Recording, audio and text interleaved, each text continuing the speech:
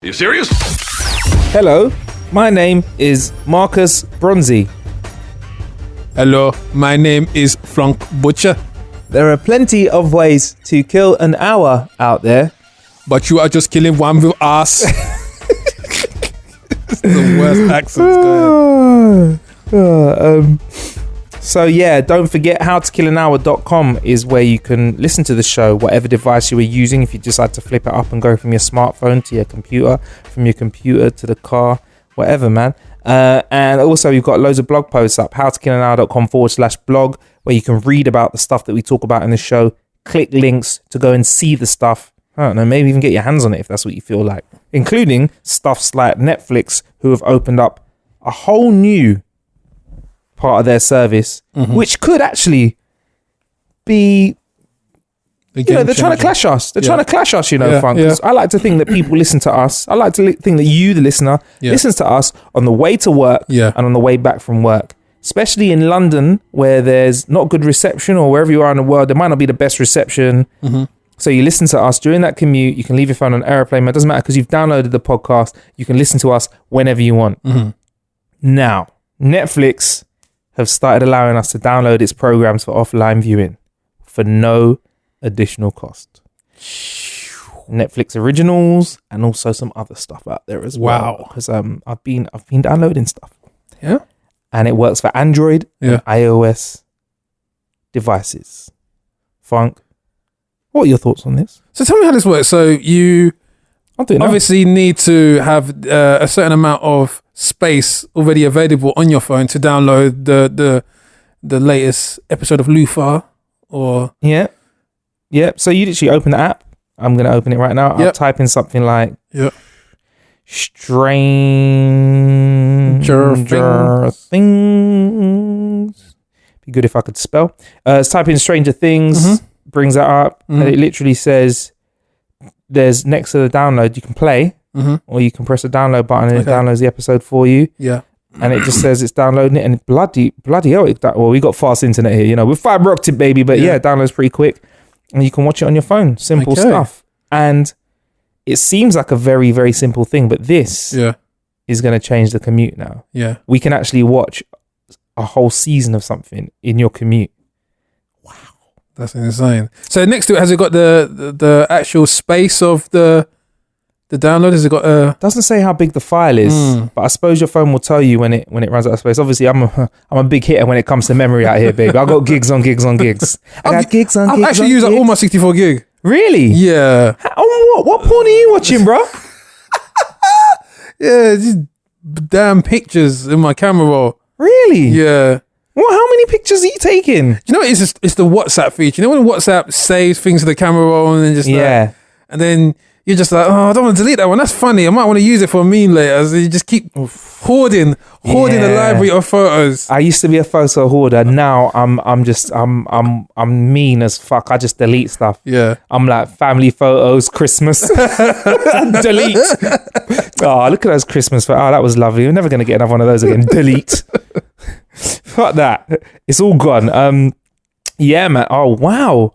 Yeah, I'm not a hoarder at all, man. So for me, it's cool. If you are a hoarder, you ain't got much memory in your phone. Yeah, you're still better off streaming. Yeah. But I mean, I like it, and also because Netflix looking to spend $6 billion. That's an increase from $5 million in 2016.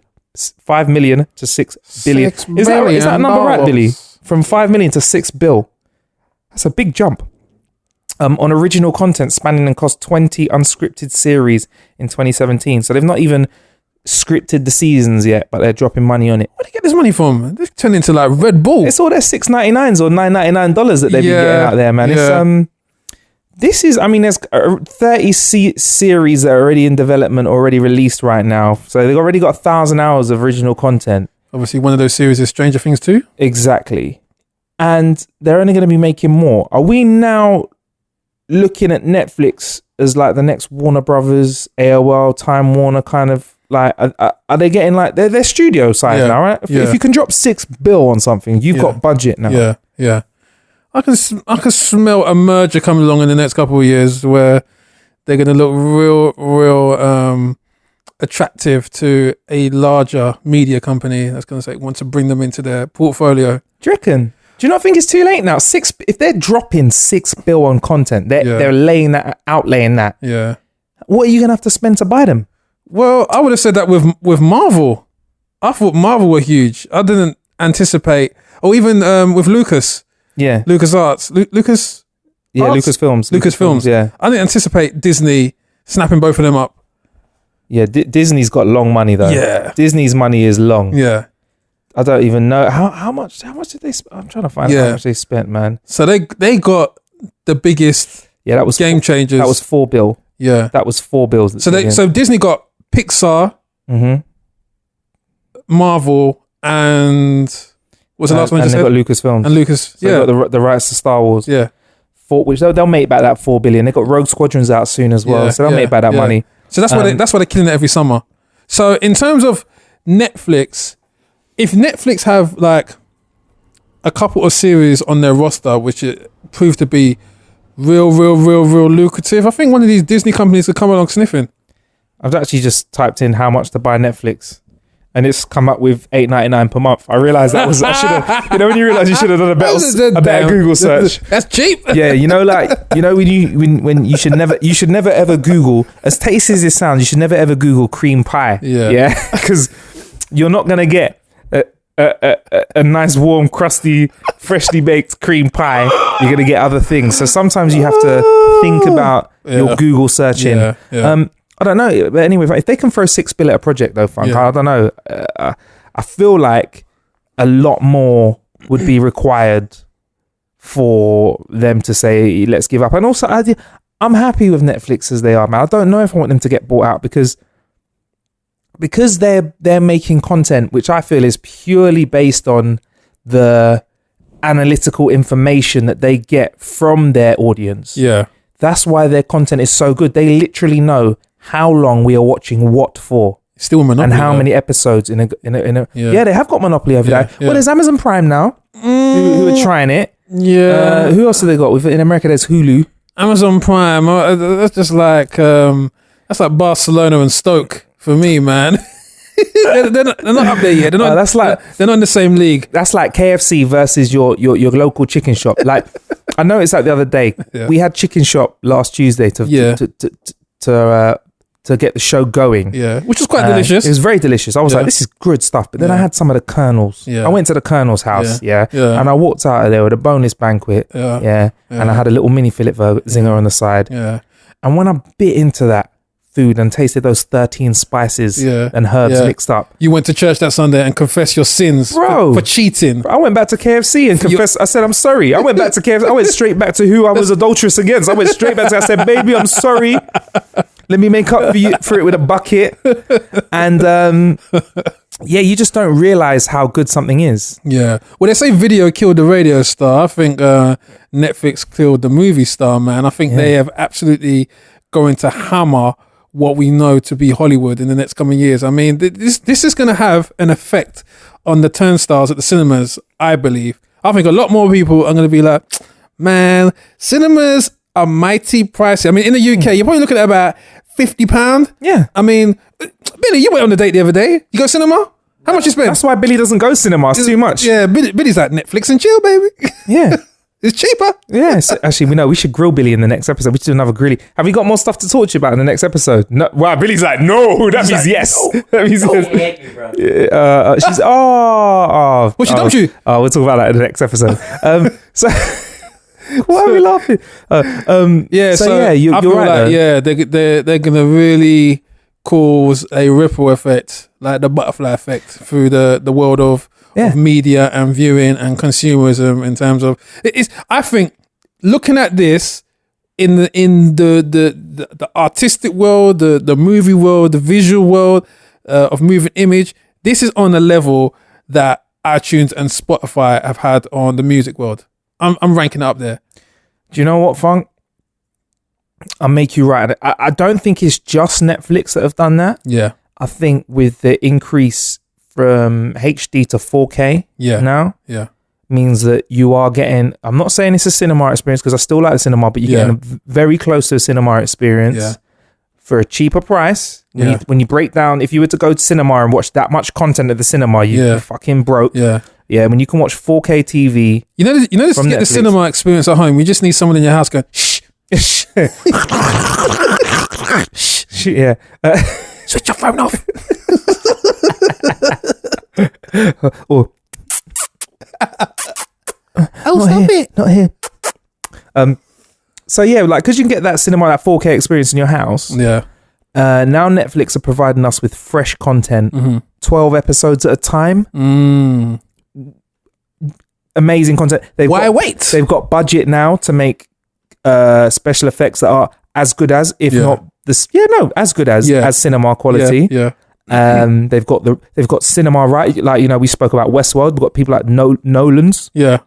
Writing TV content, making TV content. Yeah. We've got classic television film actors that are doing these shows now. So like, for example, Anthony Hopkins, Westworld, like legend, absolute legend, doing stuff like that. So it could be Netflix killed the was it, how do you say it? Killed the Hollywood star. Yeah, killed the movie star. Killed the movie star. Yeah, Netflix killed the movie star because it's. I mean, I swear shows are getting bigger audiences than cinemas, and they're grossing more. Like Game of Thrones is grossing crazy though. I think that's one aspect when you look at Apple TV.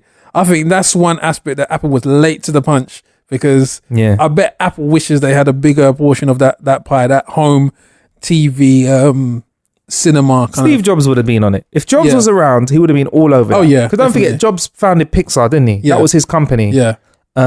Jobs would have been all over that. I feel like if Jobs is around, we'll be watching Stranger Things by Apple. Yeah. We'd be watching, like, they would have been onto it early, or they would have acquired Netflix very early. You know, like they did with Beats, when they were like, Beats, we'll have you. Thank you very much. Yeah. So, well, I mean, Apple always retailed films through iTunes, but they never took it to the level where they were sourcing original content, and they had their own kind of ecosystem where you bought films and content and streamed them via iTunes. And I guess because why not though? That's weird. I don't know, because you know what? I watched the film on iTunes years ago, and I thought to myself, I actually didn't know. I didn't know iTunes did films as well. Most people don't. They just feel they're a completely solely music platform. But I always thought to myself, why did they not run with this? Yeah, but now Netflix they've got pole position. Yeah, and it's weird because Apple have done that with music. It's a surprise no one just said, why don't we just do that with film as well? Yeah. Interesting. I'll tell you what Apple are doing though. They're planning to get into the world of driverless cars. This week it became concrete. They've sent a letter to the United States National Highway Traffic Safety Administration, aka Trump Limited, and put forward a detail about how they're excited about automation of the transport field, amongst others. I mean, I think when they do stuff like this, it's kind of just to say, hey, we're here. We're a reputable company. How are you doing? Do you want to go for a drink sometime? No pressure when I want to start throwing paperwork at you later on. So when someone does that, it's kind of means that there could be something on the horizon. And I mean, Apple seems like they're going to be investing heavily in autonomous and driverless cars. It's not clear if they're planning to make their own vehicles or if they're just going to stick to the software side. Either way, I'm excited. But this is a thing where Apple could be on it this time, because there's only Teslas out there. Okay. And because we only know of Teslas as like the worldwide brand of fully electronic cars, they might not be the best. Like, we might be eating chicken cottage right now. But they're second to Google though. Google have done this already. Have Google done driverless cars? Yeah. Are they out and about though? No, they're not out and about. I mean, like, the Teslas are there. Yeah. And apparently the new Teslas are going to be like driverless, but we've not got them on the streets yet. So maybe they could be, it could be Google versus Apple versus Tesla. I don't think, to my knowledge, Apple will be able to be in an advanced position than Google, because Google have trialed it. So I feel like they're closer down the production line to getting a real driverless car out there. But again, it's the legalities of it. Do you need a license for one? Why would you need a license for one if you're not driving it? Like, what happens when one runs someone over? Who gets the blame? You're going to jail now. Who does the time? Because you can't send Apple to jail. No. You can't send Google Maps to jail. Yeah. They basically put you in the cell with the CPU. So you... Hello, turn left. Good morning, Marcus. Don't drop the soap today. Yeah, that would be scary. That would be scary. That would be scary. But yeah, like, who would you? I think the case is blame, innit? That's what it is. Yeah. Let's be honest. That's the thing. We want someone to blame. If I run someone over, I'm to blame. Do you run someone over, you're to blame. Yeah. Who do you blame when it's technology? And I'm glad you mentioned that, because the biggest thing that's going to stop this from going through as smoothly and us seeing driverless cars on the streets is the insurance companies. They're not going to get into bed with this idea. They are not going to be paying out money. This is it. How can they make money unless they, and you know, that big corporate one insurance policy that just covers Apple as a whole isn't going to make as much money as if they take a little £100 off someone a month here, £100 off someone a month there. Yeah. So they can't, because in every instance of a driverless car accident, that would mean the insurance company has to go to the developers to get the money and get a little payoff. Yeah. And you wouldn't want, and it would be safer. It would be safer. Yeah. Because we make more errors as human beings. I mean, there's two sides to it. Human beings make lots of small errors, but we error correct. Yeah. If a computer makes one error, then we're fucked. Yeah. Like, could you imagine if they just forget to put the brake on all cars at the same time? Yeah. Yeah. That's like a fucking national crisis. Yeah. Yeah. Let alone somebody throws a virus in there for fun. Yeah. So, but it's the strange thing is that when insurance companies come up with their algorithm as to what cars do what, they're actually getting information from the manufacturers themselves. Yeah. So it's like the person who's telling you that this car is trustworthy, you're now having to test it in the field and then going back to them and say your car isn't trustworthy based on what information? It's like, how does the manufacturer take himself to task so when they're setting the boundaries? I get it. So when they're saying, like, if you're a 19-year-old, and you decide to get a Audi R8 sports car, compared to if you're a 19-year-old student, compared to if you're a 45-year-old history professor who only drives your car once a week, for example, compared to a 19-year-old who's like, you know, footballer or whatever.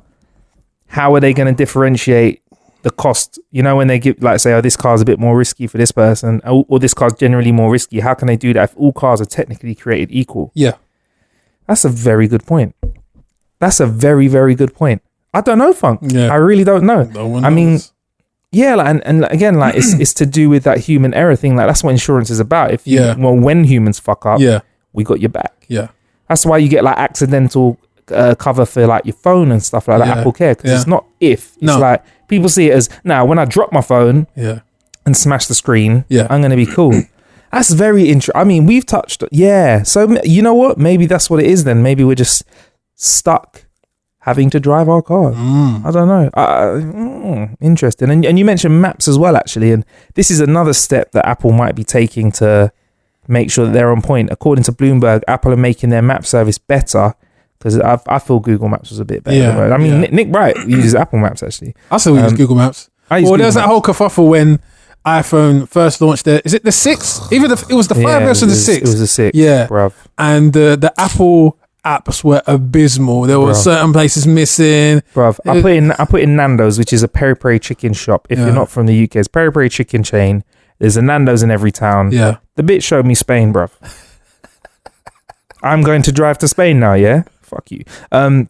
It's a lot better now, but apparently Apple are making their map service better. They're going to use a drone team that uses drones to better map your area alongside regular camera-equipped minivans. I've also seen Uber cars with cameras on them as well. Has anyone else in here seen them? I've seen Uber cars with cameras on the top of them, just so you know. I don't know why. Just to interject there, in Leeds, Uber cars are branded. They're actually branded. They're not like normal cars. Yeah. Really? Yeah. So they've actually got Uber on the side of them. They're actually like black cabs. They're noticeable like that. They're Uber. Have they said why? Basically, Leeds City Council said that it's to protect the consumers when people are obviously worried about getting in unmarked cars or whatever. This is a brand that can be held to account if anything adverse has happened to the consumer. See, they want to blame someone. Yeah. Very interesting. Yeah. Blame. Yeah. Where there's blame, money's in the liability. There's money. Yeah, you're right. Where there's liability, there's cash monies to be made. Very interesting. So if Apple are trying to do their maps a bit better, that could be another I mean, I don't know. Maybe they could be going into Prime delivery like Amazon. I don't know. But so if they're using drones, you know, they're trying to get the maps better. They're looking at cars. Maybe they're trying to do something, but I think the biggest takeaway I've got from this conversation, Funk, is the fact that how can you rely on Skynet? Sorry, Apple. how can you rely on them? Do you know what I mean? Because things could fuck up. Yeah. Wow. And before we move on, by the way, there's apparently an article going around online. I don't know how much of it is bollocks though. Yeah. There's an article going around online saying that Google, if you look at Google Maps at a certain street, there's a road sign which flashes when you go over the speed limit, and it's flashing at the camera. So Google have been caught speeding. What happens? Do Google get points? Do they do time? Does Google have to do a speed awareness course? Google don't even pay taxes, man. So hey, respect to that. Anyway, that's the end of this episode. Can I ask you one thing? Yeah, go on. What happened to TomTom? TomTom use... But the actual TomTom. Oh, no one fucks with that anymore. Fuck that. A whole extra box in your... Oh, fuck that. They used to be like little TVs. Yeah. They used to be like little TV... Billy, do you remember when TomToms were like little TVs in the car? Yeah. Good. All right, we're not too old. So they were like little TV, and then they got flat screen, and they became touch screen, and then everyone was like, no, I've got a phone that does that. I suppose it was the iPhone, innit? iPhone killed the TomTom star. Yeah. That's what it was. Anyway, there's plenty of ways to kill some time out there. Thank you for killing some time with I, Marcus Bronzy. And me, Funk Butcher. And don't forget, before we go, make sure you check out howtokillanhour.com. /blog. We've got blogs there. And also, you can read about stuff, see stuff. We've even got competitions and shit like that as well. So make sure you keep your eyes peeled for that, because we're giving away stuff around Christmas time. Man. Stay blessed.